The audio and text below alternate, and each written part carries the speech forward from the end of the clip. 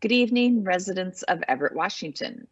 In accordance with the Governor's Healthy Washington guidelines and in an effort to protect city employees and members of the public from transmission of COVID-19, the City Council is conducting our weekly council meeting remotely. We are prepared to reopen the council chambers to public meetings when public health considerations indicate it is safe to do so.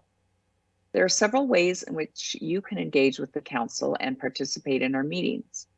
To watch or participate in our remote meeting, you may watch council meetings live on Comcast Channel 21 or Frontier Channel 29. You may watch live online at www.everettwa.gov/citycouncil, where you may also watch past meetings. You may call in to listen to the live meeting at any point by calling 425-616-3920, and conference ID is 724-887-726#. If you wish to provide public comment at a future meeting, you will need to obtain the weekly conference ID. It is available on the City Council page of the city website, on the published agenda, which is printed weekly in the local newspaper, or by contacting the City Council office. Please note that we do not allow comments on any kind of campaigning, whether for or against ballot measures or candidates running for office. We also do not accept comments focused on personal matters that are unrelated to city business. Outside of our meetings, members of the public are always welcome to contact City Council members or provide comments or concerns on any matter via email at council@everettwa.gov or by calling the City Council office at 425-257-8703. I would like to remind anyone waiting to provide public comment tonight to please mute your microphone by pressing *6 until called upon. And I also would like to, at this point, acknowledge that the City Council wishes to acknowledge that the original inhabitants of this place, the Stohoge people and their successors, the Tulalip tribes. Since time immemorial, they have hunted, fished, gathered on, and taken care of these lands and waters. We respect their sovereignty, their right to self-determination, and honor their sacred spiritual connection with the land and water. We will strive to be honest about our past mistakes and bring about a future that includes their people, stories, and voices to form a more just and equitable society. With that, I'd like to call to order the Everett City Council meeting for September 1st, 2021. Clerk, will you please take the roll? Mayor Franklin.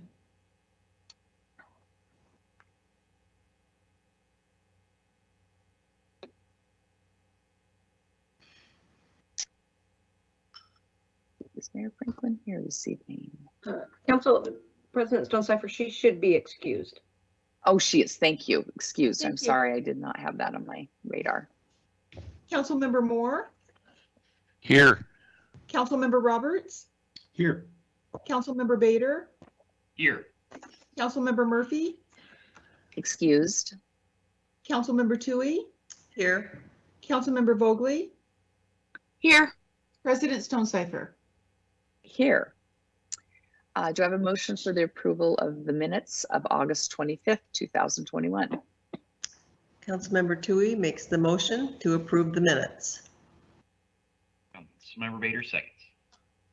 We have a motion and a second. Clerk, will you please take the roll? Councilmember Moore.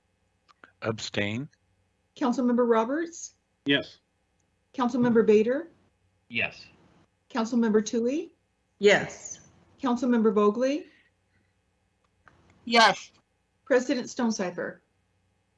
Yes. Mayor Franklin is excused this evening, so we'll move straight to council comments and liaison reports, starting with Councilmember Moore. Yes, to my colleagues and to the citizens, I apologize for missing the last two council meetings. I will, however, say it was a good investment of time in that we at the Everett Public Schools in my day job are carefully planning for a new world for public education and providing as much flexibility as possible for families to individually find the best path for their students. But it takes a lot of conversations and it takes a lot of effort to work through that. And at times, our day jobs, because I would remind the public that this is kind of a night job, we have a part-time job, but at times our duty serves elsewhere. So thank you for your understanding and support. And please remember around us, and I think Liz would know, Mukilteo has already started, and Everett Public Schools will start on the 8th. And there'll be a lot of buses and kids that actually have never experienced public education. If you think about it, our first graders had a very limited experience to public education. Our second graders had somewhat of an experience. So public schools are using the federal dollars to really wrap around and help kids. You saw buses out this summer trying to get acclimation going, lost learning going. And so I'd almost suggest to council that at some point that we do an update from the public school system just as an item for information for our public to better understand how much has gone on and how the world will be different. And through the federal dollars, I think our students are going to be well supported going in the future. So kind of a public service ad, but I thank you for your understanding for not being here for the last 2 weeks. Thank you. We'll go next to Councilmember Roberts. Thank you, President Stonecipher. I have 2 items to report on. One is that on Saturday, I attended a Wood Creek community meeting, and that included County Council member Megan Dunn. I was there really both on behalf of the administration for Nick Harper, who could not attend, and myself as a council representative. And we were able to have, I think, a really good discussion. It was outdoors in the street, so everyone was appropriately distanced, but we were able to share what the status of that work is. And there's a lot of concerns on the part of the citizens there that the city will sell the property, and certainly represented on behalf of the administration and the council. That is not the case. We are proceeding with an evaluation of that property. I do think that we will get the geotechnical analysis very soon, but it is not yet ready for publication. And as soon as it is, of course, we will be providing and bring that forward to council and also to the citizens. So it was a good discussion, but just want to note that there were a number of concerns. We talked about a lot of them, and I think it was helpful. I certainly got some feedback from some of the residents that they really appreciated the opportunity. So the second item I have is in my role as the liaison to the planning department. I've had some discussions with Deputy Mayor Harper, with Mayor Franklin, as well as with York Waja, our planning director, talking about the comp plan update. And that really starts in the 4th quarter of this year and really gets underway in the 1st quarter of 22, probably with the SEPA process. So as I think many of you know, the Growth Management Act requires, in fact, one of its original 13 goals is extensive citizen participation. It also incorporates the State Environmental Policy Act and the Shoreline Management Act, which became later the 14th goal of the Growth Management Act. All 3 of those acts require extensive public involvement. And so I'm planning to create an ad hoc committee for what will become District 1 in 2022, but the model can be used for all of our districts in the city. And let me explain real quickly what it is and what it isn't. What it is a vehicle to provide information and two-way communication between the planning department and satisfying many of those obligations for citizen participation and outreach, and to really provide an education as to what this planning process will be. It will provide an opportunity to learn more about the neighborhoods and the organizations that exist within these neighborhoods. So in the case of District 1, there's 4 neighborhoods, but there's also a port, higher education facilities, healthcare facilities, and so on. And it'll bring together the community in a way that can have some dialogue on the key issues, which include, of course, housing, transportation, climate change, and so on. What it is not is a vehicle to advocate for given policies. The purpose is to educate and communicate and facilitate discussion, but individuals and organizations would be free to be able to advocate on their behalf, and that's as it should be. This work would be coordinated with the planning department. It would become really a staff resource multiplier because it will help deal with the outreach to the community. And it will, I have had in my conversations with the planning department, I will also be prepared to work in coordinating with Sound Transit, because at least part of the comp plan update will include transportation and Sound Transit alignment. So I wanted to share that with the council. More to come, but I think it will be an opportunity for us to use the comp plan as a way to bring our community together on these critical issues that we all face. So that's all I have. Thank you. Thank you. Councilmember Bader. Thanks, Council President Stonecipher. No liaison reports, but I do want to, as I mentioned email earlier to each of you, bring forward this resolution for consideration next week that Councilmember Murphy and myself had asked the city attorney prepare after our briefing a couple of weeks ago from the city attorney and from Chief Templeman. And so real quick, I'll read this and just so it's in the record, and then again, hopefully Council President, you and administration will schedule this for consideration next week.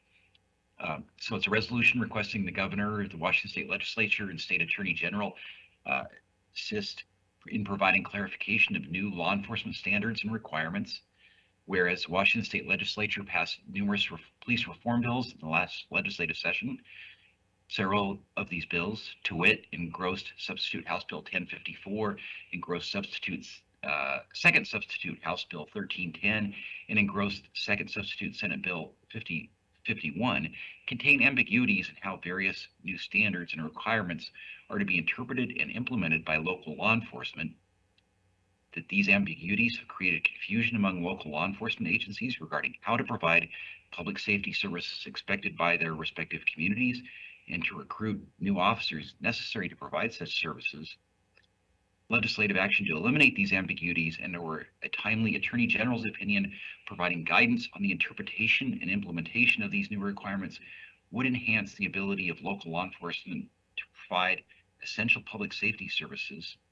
Now, therefore, be it resolved that the governor should call a special session of the legislature to address problems and clarify ambiguities in recently passed police reform bills. Our state legislative delegation should make the same request to the governor. The state attorney general should issue a formal attorney general's opinion providing guidance on the interpretation of these police reform bills, and to develop and issue model policies for implementing this legislation all as expeditiously as possible. City administration should communicate this resolution with these urgent requests to our governor, our state legislators, and the state attorney general. And anyhow, that's it. It is a slight bit different than the one I emailed you. I think there was one small wording change. So I think City Attorney Hall has emailed me the revised version here just a few minutes ago, and I'll get that back out to you guys. But it was only a one small change. And during the week, obviously, if other council members have thoughts or suggested tweaks, I'm certainly interested in them, and maybe assume Councilmember Murphy would be as well. So thanks for your consideration. That's all I have to report on tonight. Thank you. And I will work with administration to get that on the agenda. We'd go next to Councilmember Toohey. I have no comment tonight or liaison report. Thank you. Thank you. Councilmember Vogely. Thank you. I'm just curious about Councilmember Roberts' community engagement thing. I guess we could probably talk offline, but I'm curious how and what that entails, and if we'll be live, and it's just interesting. So I'm curious about that. I do not have a liaison thing, and also I know that you already know this, but I'm requesting number 5B taken off of the consent agenda so we can have a little talk about it. And that's all. Thank you. Thank you. And I don't have a liaison report, but I did want to just report to my council colleagues and to our the public that the land acknowledgement that was approved last week, there was some conversation about whether that would be read weekly at our meeting or less than weekly, or on some other schedule.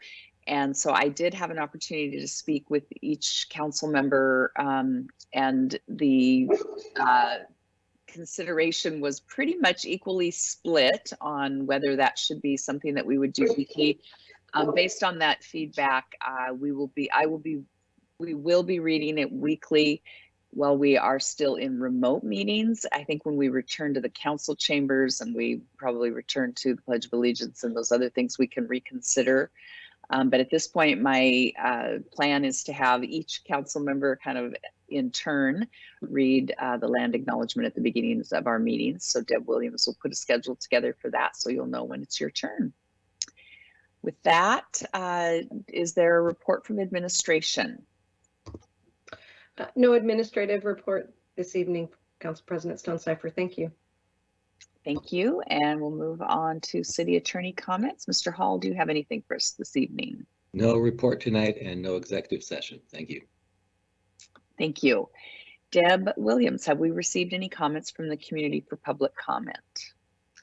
Good evening, President Stonecipher. We have received written comments from Dave Koenig, Mary Cunningham, Tom Norcott, and Andrea Tucker, all regarding the home occupation regulations. We also received written comment from Jill Smith, who is also waiting to speak. So Jill Smith, if you please hit *6 to unmute yourself, please begin by giving your name and address for the record, and please remember to limit your comments to 3 minutes. Jill Smith, Everett, Washington. My husband, myself, and our 16-year-old son live on the block of 26 and Rockefeller. Our street has been a main gathering area for the homeless to put up their encampments this past spring and summer. What we have witnessed is drug use, drug dealing, prostitution, violence, criminal acts, people defecating on the street and on our property. We don't feel safe walking out of our house to take the trash out, to leave for work in the morning, or to water our plants and get some fresh air. We have a teenage son that I don't feel safe having him leave the house to walk to the store or go to his friend's house. We feel trapped in our own home due to the amount of people and activity that happens 30 feet from our front door. Something needs to be done. What is going on is absolutely a disgrace to our street and community. They have no respect for us homeowners, for what we have and what we have worked hard for. I shouldn't have to be worried about walking out of my house and being harassed by a person who is so high on drugs that I fear for my safety. This behavior wouldn't be tolerated 2 blocks north, where it's all residential homes. This behavior wouldn't be tolerated if this was happening on a popular street in the city that is frequented by locals dining out or shopping. I've been harassed numerous times leaving early in the morning for work and walking into my house when I get home. The most recent criminal act that happened was this Friday morning on August 27th. Our car was broken into, our window was shattered, and the inside of our car was vandalized. The foreman working on the apartment next door was able to get him on the ground, detain him until the cops came and prevent him from doing more damage. As the guy sat handcuffed, he continued to antagonize and threaten us with zero remorse. These are just a few of the things that happen regularly. We have called the non-emergency 911 many times to report this activity. Unfortunately, it hasn't prevented criminal activity. We stand with our neighbors to get eyes on the situation and hope that something will be done. I'm giving this statement to bring awareness to the City Council of the issues we face on our street and ask that a no-sit, no-lie zone be implemented. Thank you. Thank you for your comments. Ms. Smith has always also provided those comments in writing, and I have provided those to the clerk, administration, and the council as part of the permanent record. Next, we have Gail Chisholm. Gail Chisholm, please hit *6 to unmute yourself. Please remember to give your name and city for the record, and please limit your comments to 3 minutes. Gail has signed up on 2 different items to speak on tonight, President Stonecipher. She wishes to speak on the pallets, and she also wishes to speak on the home occupation ordinance. Gail, go ahead. Okay, which one? You're starting with the pallets.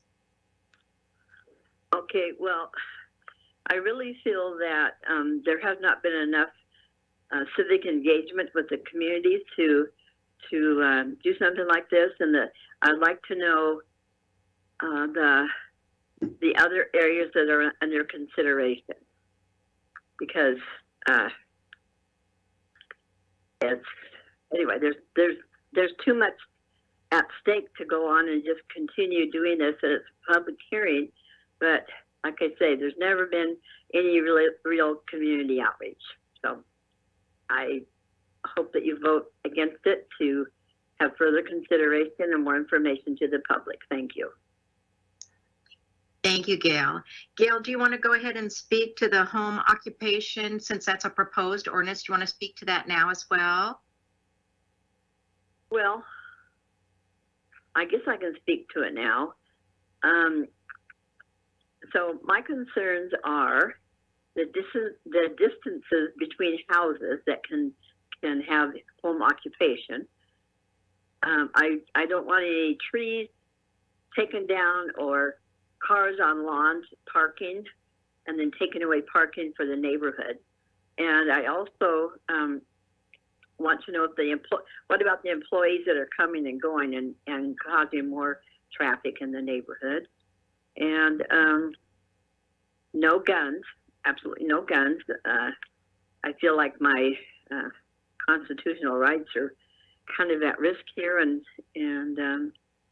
I live on a druggy street, and if they can come up with a legal business and do the other on the side, that's another concern of mine. Thank you. Thank you very much for your comments, Gail.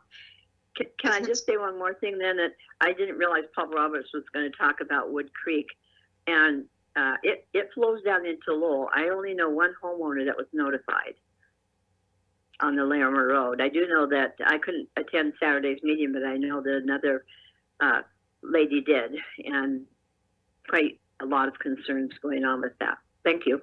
Okay, Gail, we'll follow up with you on that one. Thank you very much. Thanks. President Okay.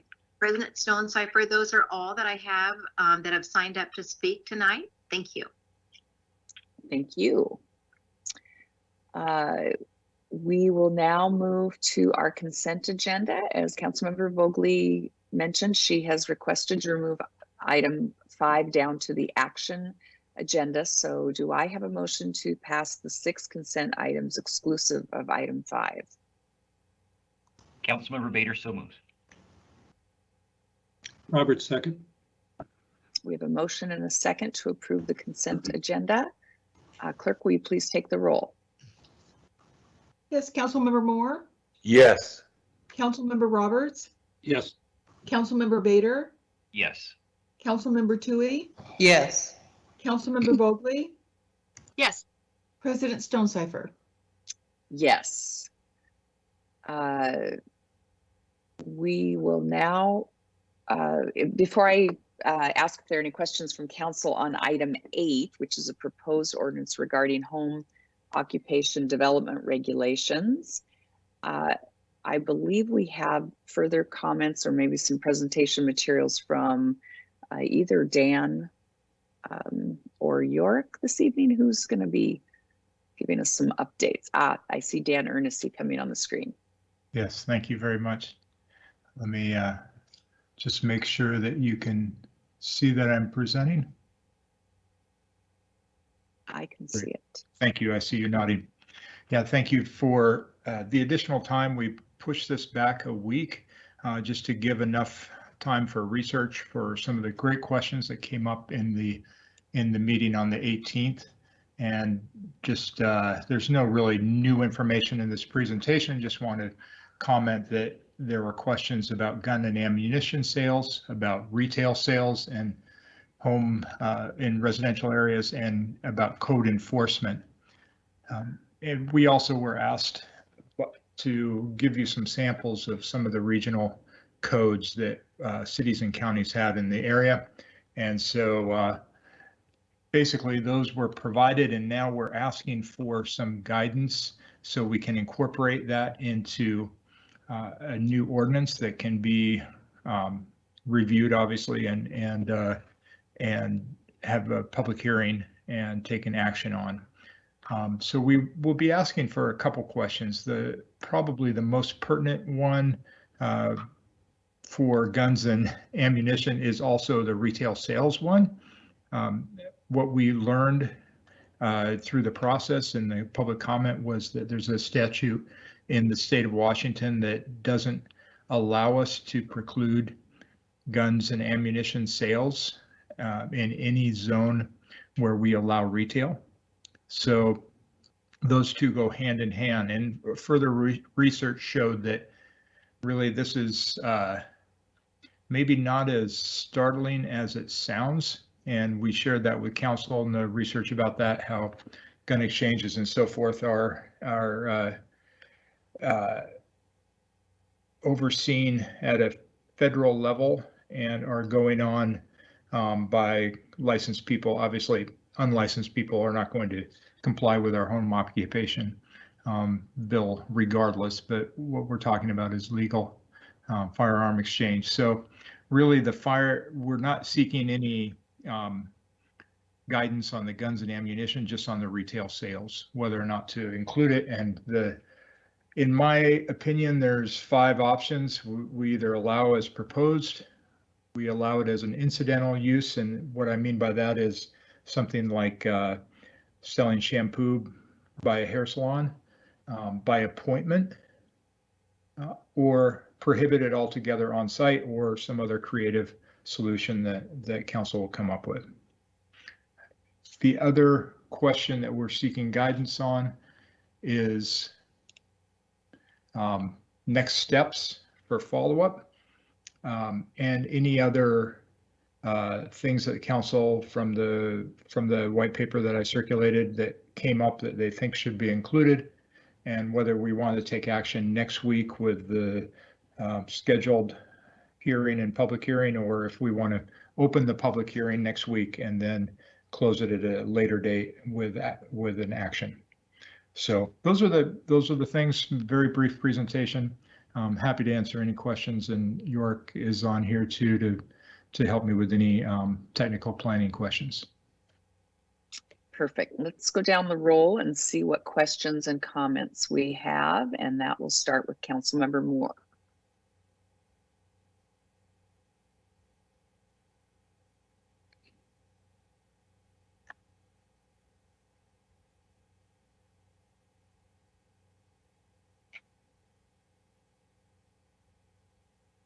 I don't see Councilmember. I don't. Oh, there he is. I'm back. Sorry about that, technical difficulties. You know, Dan, I don't really have questions at this time, and or team.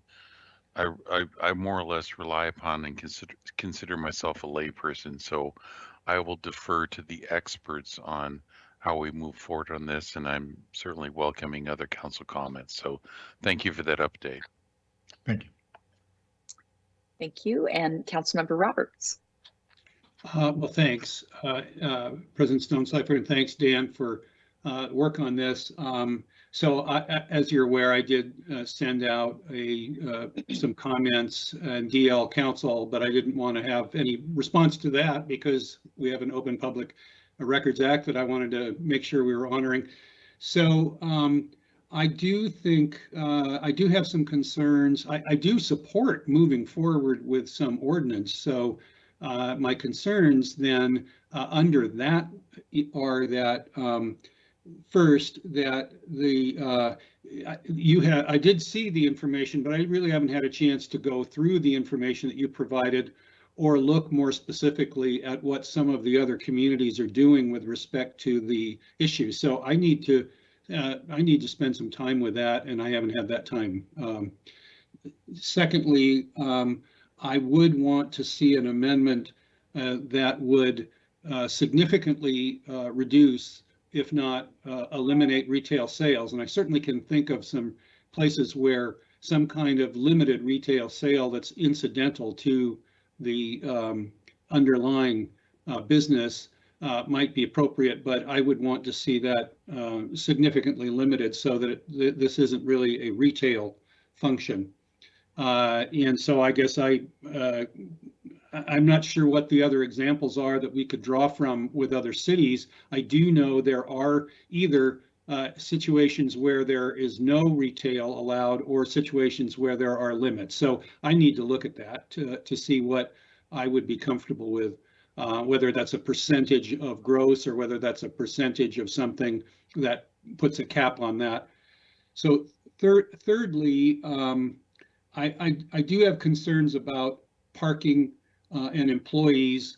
And I think that to me, there's an issue here about right and left hand moving forward as I look at the rethink housing and I look at the issues that are, I think, likely to be in front of us as far as increasing density.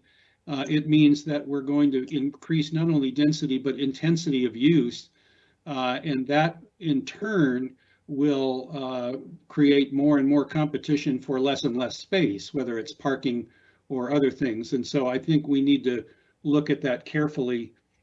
In addition, I think we need to look carefully at these kinds of uses and be careful what we wish for, because these uses are precisely the kinds of uses that are often found, or many of them anyway, are found in ground floor of higher density development and higher density buildings. So I just think there needs to be a little thought. That said, I think some empowering of home occupations is warranted. So when I look at those, the last item that I raised in my email had to do with enforcement. And I know we're struggling with trying to do more and more with less and less people. So the concerns about how we would enforce whatever we would ultimately adopt, it is important. So I guess I would like to see us maybe, I know we've advertised for a public hearing next week, and we can certainly open that public hearing, but I would like to see us push this out a little bit. And per your email and white paper indicating there isn't a huge urgency here, perhaps scheduling something towards at the end of September or the first part of October would be appropriate, which would give us then all time to look at the material you provided us yesterday and also try to craft amendments. So I'll stop there. And again, thanks. I'm just trying to make sure we all can do our job as legislators and then bring forward a thoughtful ordinance. Thank you.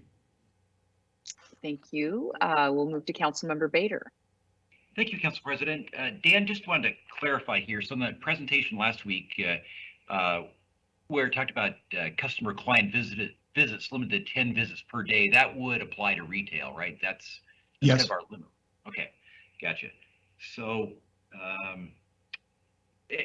for me, I mean, I could go either way. I don't see, it's already limited. I don't know if that information got out to the public or people who've commented on that. I've got on my residential street easily 10 Amazon, UPS, FedEx trucks going up and down already. So I don't know if I'd really notice the increased traffic unless all my neighbors decided to get into business. But anyhow, but I'd be open, to limiting it to incidental or by appointment if that's the way the rest of the council felt.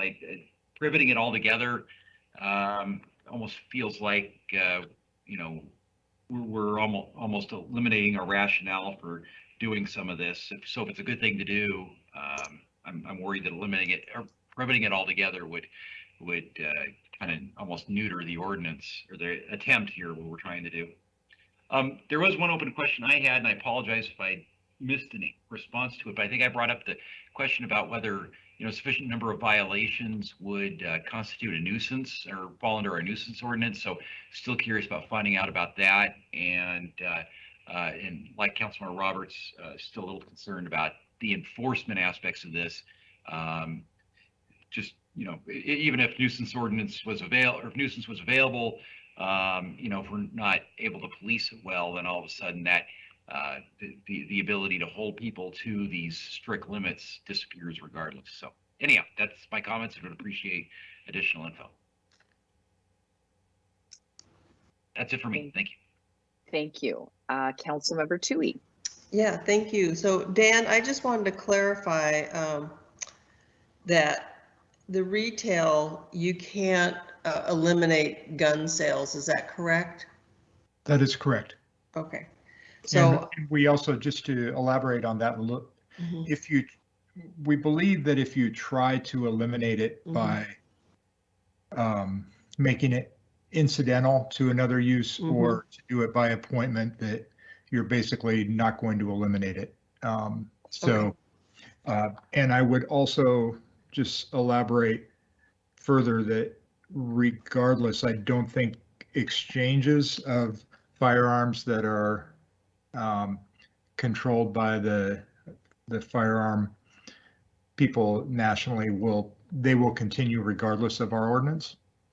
So they probably are happening already in neighborhoods, and to my understanding, we've never gotten a complaint about them happening. My guess is it's quite discreet. okay, and then I think I was reading on your latest update that there would be a limit on adult-only retail activity. Does that include alcohol sales? I'll let Yorick weigh in, but I believe adult businesses are a certain classification that would be prohibited, but alcohol sales are not considered an adult occupation. Even though there's an age limit on those.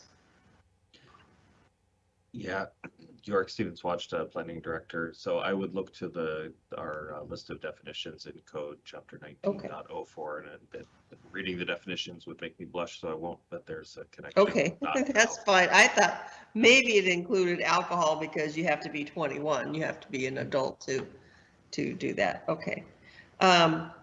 Well, I have some real issues with in-person retail. So I'm just going to continue to look at all the information that you sent, but I am having some challenges with that piece of it. And as far as delivery and trucks and everything, just really need to think through unintended consequences that just might happen. And so I just need a little bit more time on this, but if I have questions, I'll forward those to you, Dan. Thank you. Thank you. And can I just ask you, since you pointed out you have issues, but you didn't specify what they are. Is it largely traffic and parking? Yeah, it's the impacts that retail can have, and and gun sales. Obviously, when people can do that more openly, that might change some neighborhoods. So, I just need to look at all those things before I can commit on that. But yeah, I am concerned with some areas where you just don't have parking and limit to the number of people, and how easily, without really good enforcement, you can get way too many people on something that really takes off. And so anyway, I just think we need to be really thoughtful on this. So thank you. Thank you. Thank you. Councilmember Vogely. Thanks so much. I wrote down sales of produce, and now I can't remember where exactly in the possible ordinance it says that the business shall be inside the home or dwelling unit, and nothing shall be outside. In Bremerton, I had a friend that like had her entire front yard, roof, backyard, and her neighbor's yard all garden, and it was impressive. And she did have a business, not only selling at a brick and mortar, but also from home. And that is not within the confines of the dwelling unit. So, and then I was also thinking of food deserts, and there are some food deserts. And so I want to make sure that that's allowed. So there's that. And cars, business cars up to 2. And I'm curious, what is that, 2 extra cars per residence or per dwelling unit? Or is it like, because I mean, there's residents that have 5 cars, right? And we don't all have 5 garage spaces. But would that be 2 extra cars? And then I'm wondering, since we are having issues and it's only going to get worse with the amount of driving and climate and all of that, can we have no cars? No extra cars allowed unless you're dropping on or off, and really trying to get the bus service around and the walkability and using the parking lots that are already around. Because I'm thinking that I don't know every single street in the city, sorry. But I know a lot of them have some good, walkability if you're mobile. So yeah, looking at the car thing and just making sure, yeah. Anyway, that is an actual question. Is that 2 extra cars per household or just 2? And that needs to be defined. And the garage sale part of it reminded me of an email I got months ago and I did not ask anybody about, and I'm really apologetic to the person who wrote me the email, but there are multiple places about garage sales and how long they can be and all of that in our code. And so this is one of them, the 1905068, but I think there's like 2 other ones. So just, I need to put that out there into the atmosphere because I forgot to earlier. And I'm glad Councilmember Tui brought up adult stuff because, yeah, if it is explicitly stated in our definitions, then okay, good to know. And when it comes to edits, G, way up,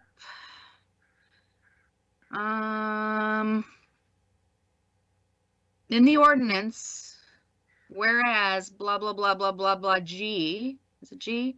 The city conducted an environmental reviewed the proposed amendments is not a sentence, and I don't know what it's supposed to say. So that's all I have.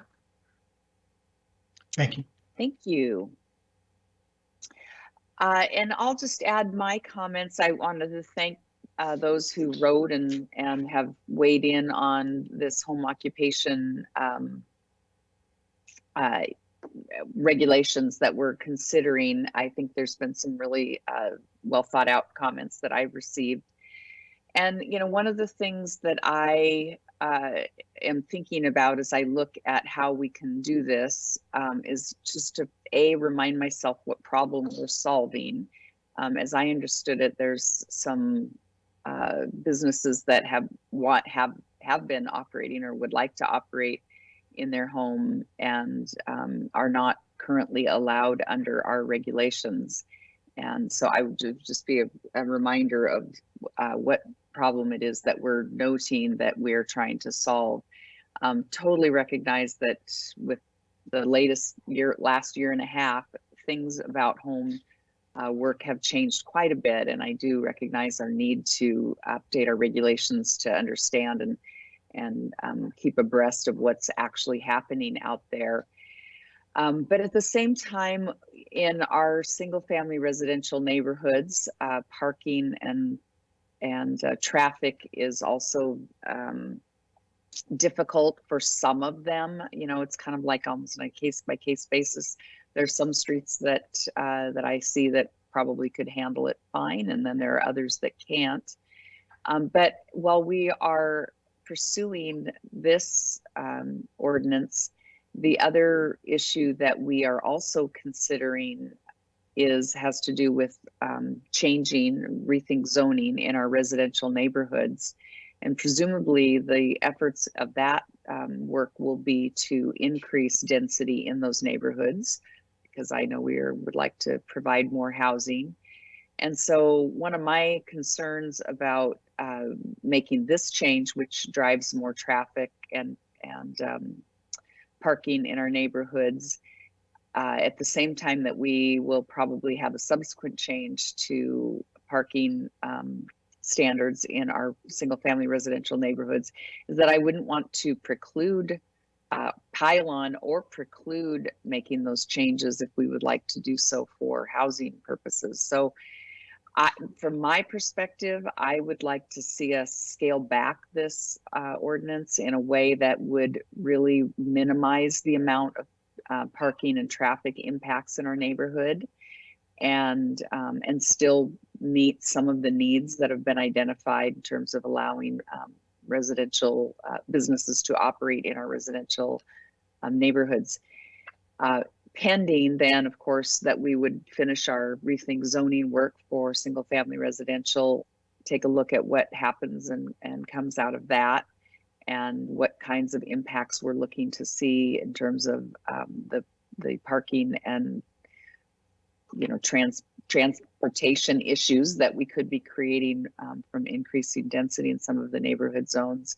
And then maybe revisit this at a later date after we kind of have a better understanding of what we're looking at doing. So I would ask for administration to take a look at how we could scale this, maybe do a kind of a pilot project of this home occupation of businesses, and bring it back, you know, a year or so later, or after we've had some experience to see how the impacts have been felt in our neighborhoods. Does that provide you with the feedback that you needed, Dan?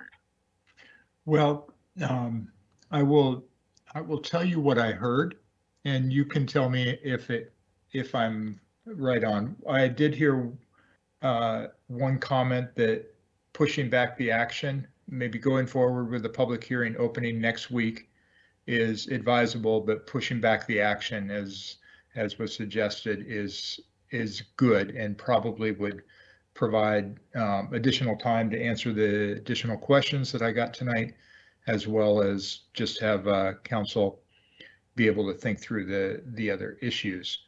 I also heard that an amendment, and probably it might be a couple different amendments on the retail specifically, would be advisable.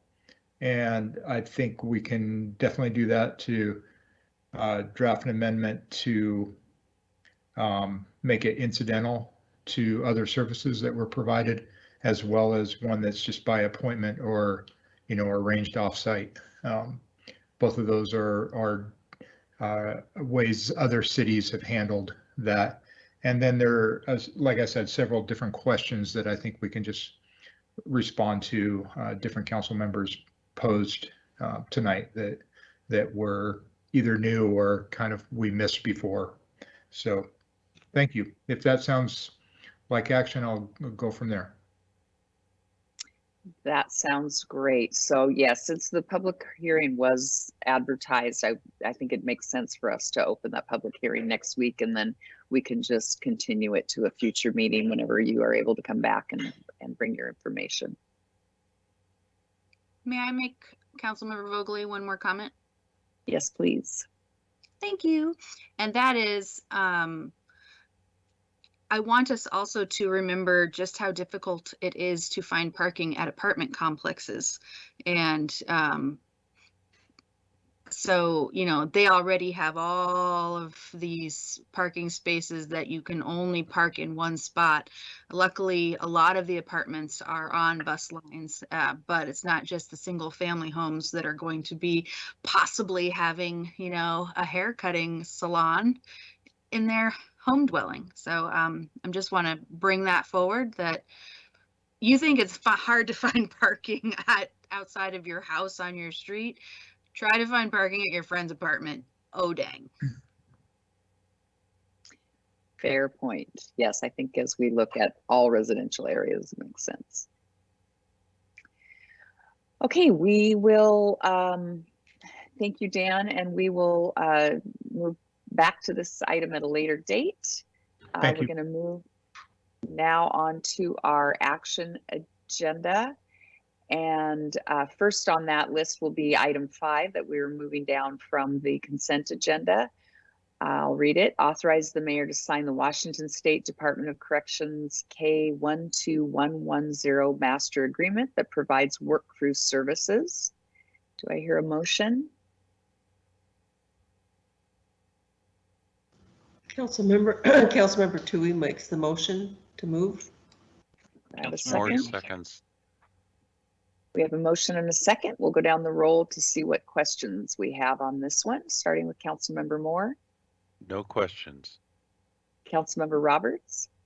I don't have any questions. I'm interested, though I think Councilmember Vogely had asked it to be pulled, and I was just interested in what brought that forward. So I will just wait and hear. Thank you. Okay, well, why don't we go to Councilmember Vogely, and then we'll see if anyone has any follow-up questions after that. So Councilmember Vogely. Fantastic. Thank you so much. So I had a super lot of questions. Some of them have managed to get answered already, but I still want to bring it up. The first question that I had is not right in front of me, so I'm going to try to make it sound good. Is who exactly, not by name, but what persons from the Department of Corrections were going to be working for us, essentially.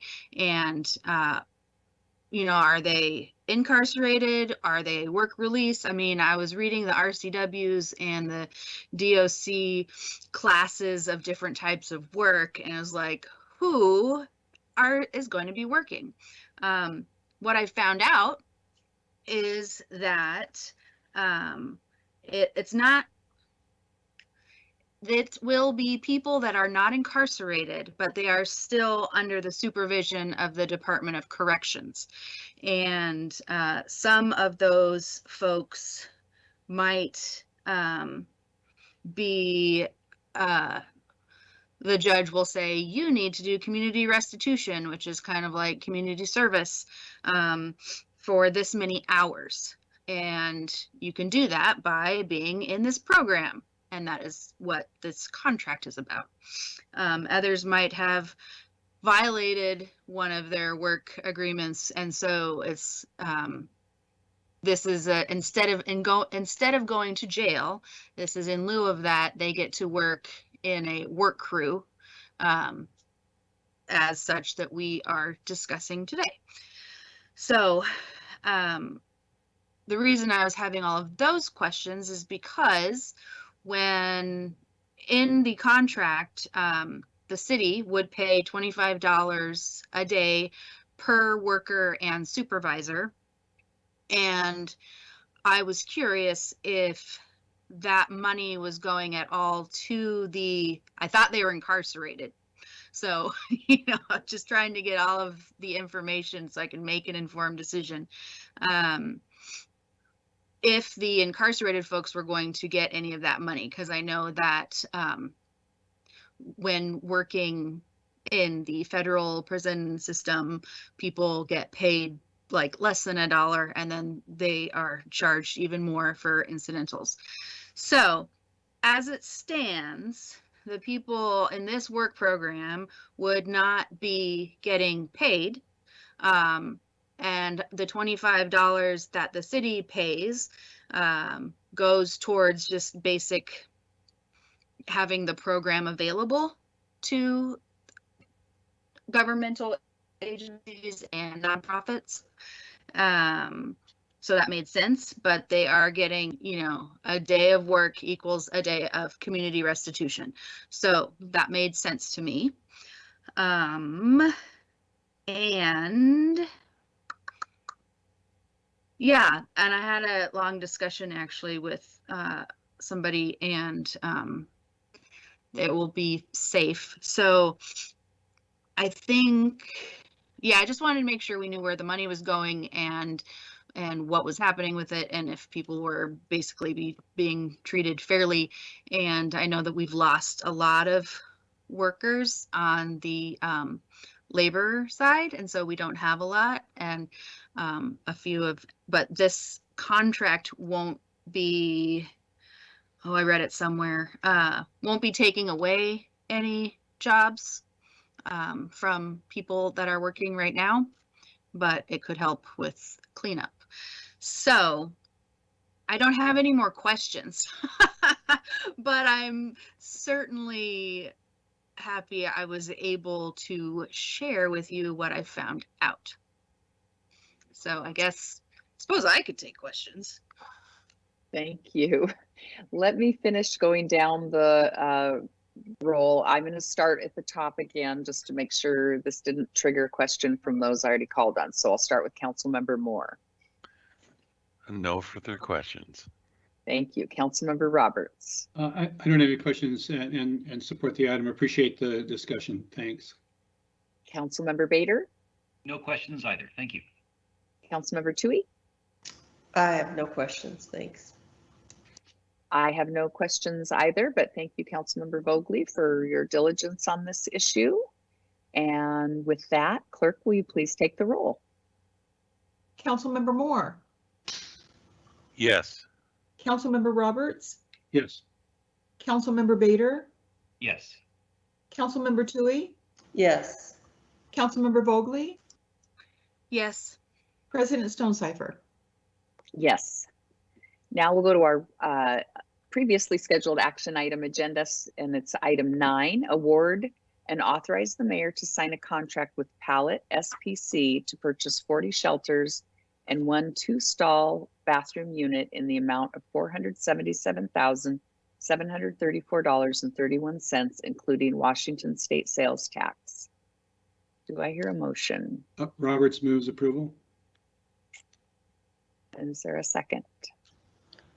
Toohey seconds the motion.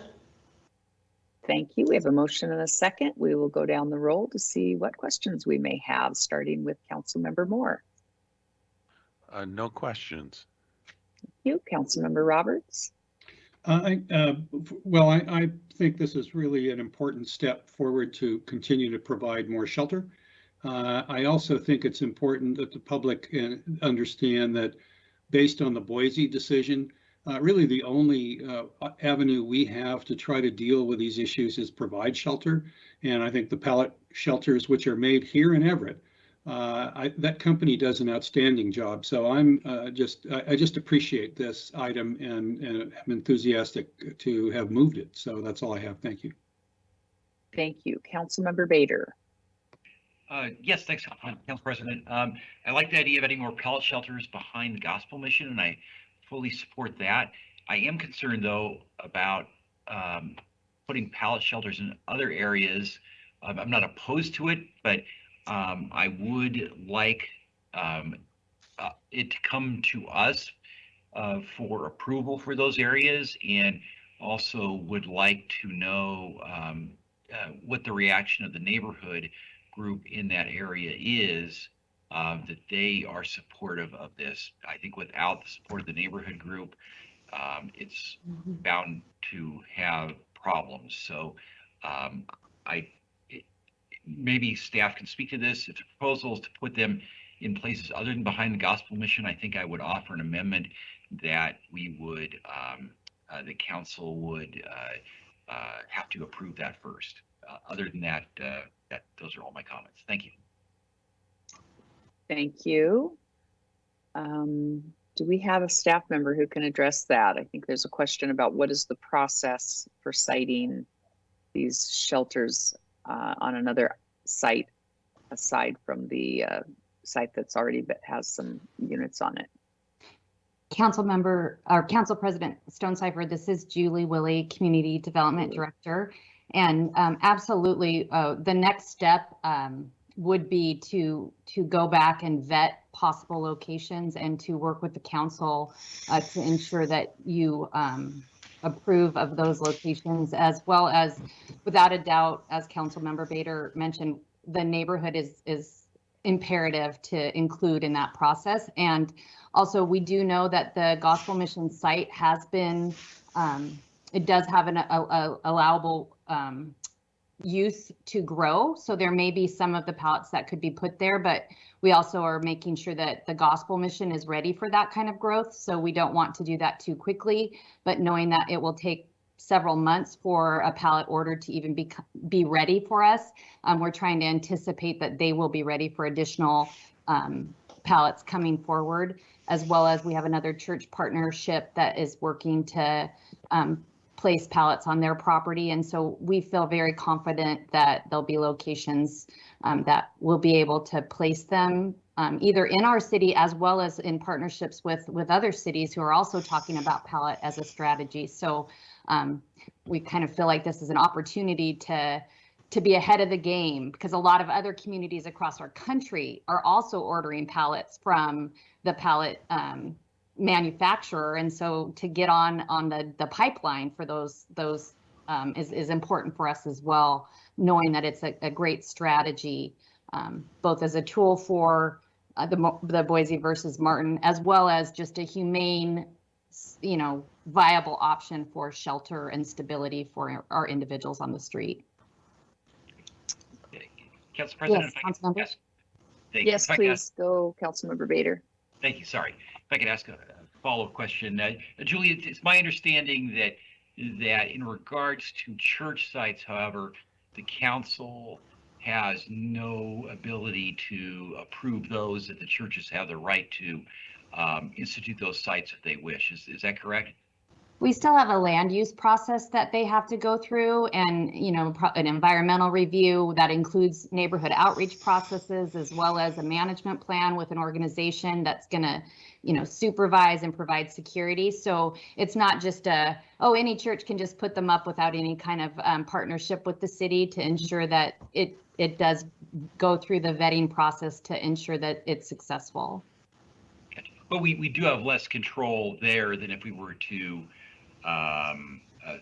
any other sites, I guess. Is that correct? I don't really feel like we have less control. We have control when it's our property, but we still need to find that management agency that is a religious organization to easily put a site together. So it's I feel like the process is similar, whether it's our space or it's the church's space. The processes are equally stringent to get to the point where we can actually place them there. Okay, great. Thanks very much. Thanks for letting me ask the additional question. That's it for me. Thank you. Councilmember Toohey. Yeah, well, that was great, Councilmember Bader. Those are some of my questions that I had. And Julie, it would just be great now that things have been up and running. It would be great to hear some of the responses from the neighborhood. I know we did a couple of things down by the Gospel Mission as far as the no sit, no lie ordinance, as well as putting in the pallet shelters. So it would be nice to kind of get an update from how it's all working, if it's working, and then that would be great. And I look forward to other sites, but I also look forward to other solutions, because I think a pallet shelter is not really a permanent solution for a lot of these folks. It's just a temporary fix. And when the weather gets cold, it's still not fun to go walking down to find a bathroom outside. So anyway, I look forward to your update on other types of housing options that we have in the works. So thank you. Thank you. Councilmember Vogely. All right, thanks. I'm curious if when we allow the city to purchase these 40 shelters. And I just want to remind everybody that they're really great for crisis as well. You know, if there's like an earthquake or a tsunami, then, and we have these, and if, anyways, they are perfect if they do not work out in the way that we want them to work out. And could other organizations have leased them from the city? If we have our 40, you know, we have our 20 at the Gospel Mission, and then we've got 40 on order. I know it's going to take quite some time for the manufacturer to happen. That they also, by the way, you know, never mind. Formerly incarcerated people get to work there, and formerly homeless. It's super awesome. People borrow them from us? Will we have them in storage or whatever if they don't automatically have a place to be placed? And I'm sure some of my neighbors would not like it, but could we find a space down in my neck of the woods? Because we got a lot of wetlands dwellers down here and forest dwellers, and it sure would be cool to have a managed site. Maybe, I'm going to say this out loud and they might not like it. The Sunrise Church, they have an issue behind them. So that is my question. Can they be leased? Yeah. Councilmember Vogely, I think, you know, that's exactly what we're doing essentially at the Everett Gospel Mission, is that the city purchased the pallets and then the site control was given to the Gospel Mission to manage that site. And so I think that model absolutely can be duplicated. And, you know, I think that what we've learned from just the short amount of time is that we have certain populations, maybe women, or maybe, you know, single women with children, or maybe couples, that we have kind of niche populations that might not be successful behind the Gospel Mission, but perhaps a small church community could really be successful in housing a small pallet community to help provide the stability people need to get the services they need and to be able to have the safety and security that they need to then move on to more permanent housing and or supportive housing, or whatever their path leads them to, or perhaps even reconciling with family or moving back to their hometown, or, you know, whatever their story needs to be. But that housing first model of sheltering people, and again, not impacting our community in a way that's overwhelming or it's causing additional collateral damage. I mean, our balanced approach continues to be what we strive for, to recognize that we care about our vulnerable residents, but we also care about those that are housed and those that are having businesses here. And this seems to be a really viable, smart option post-COVID. And to Council Member Tui's point, we definitely need longer-term, bigger strategies, and that's what we need to work with our county and our neighboring cities to accomplish. Because in 2 or 3 years, when a lot of our ARPA funds are gone and our commerce dollars are done, that we have a plan for long-term strategy. So that's exactly what we're working on. Thank you, Julie. And when you were saying commerce, you were almost saying karma. And I just wanted to bring that up because we got to do some things for our people so we can get some good karma, as well as the commerce money. Thank you. I think that's all. I wrote down 90 days, and I think that was for the tent encampment. I just was remembering last year when I was trying to make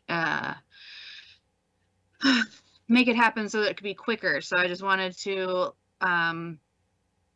let Councilmember Bader know it is a very long process, and that's what's in our code.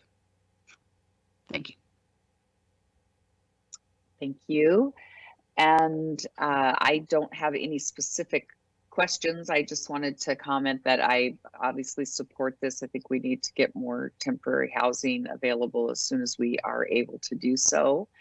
And I agree that very much looking forward to a more comprehensive briefing about, you know, all the other efforts that we are also doing.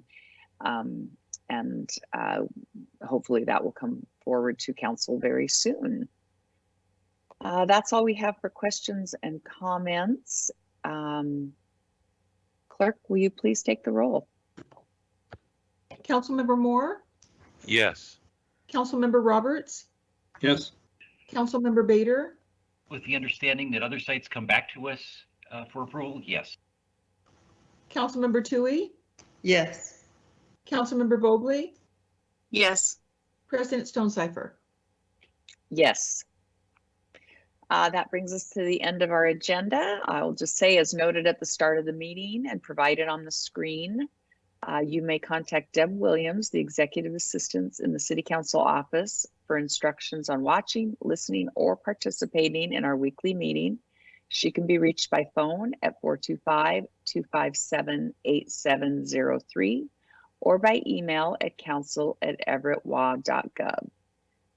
With no further business and no executive session, we are now adjourned.